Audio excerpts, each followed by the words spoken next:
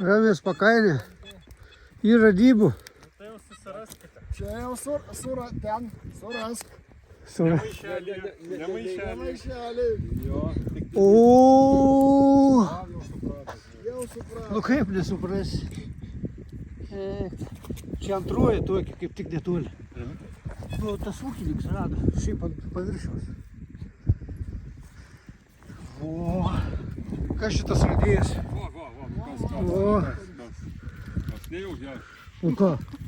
O jis tik kokį gražų dalyką radęs. Nu. Ja. Foto.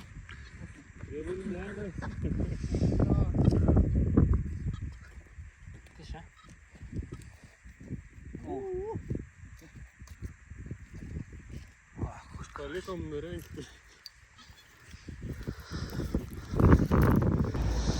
Pasako ką nors. Čia nuostabu.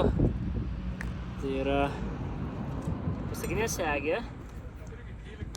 12, 13 gali būti 14. Tai laisvai ir 14 puikiausiai.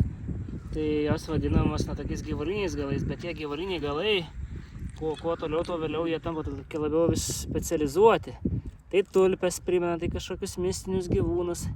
Tai va, čia dar nėra tokie labai stipriai stilizuoti, bet jos labiau primena iš to gyvuliuko, iš to, žodžiu, labiau jau tokia kaip tulpė, tokia kaip galva, bet su dviem tokiam įkartom.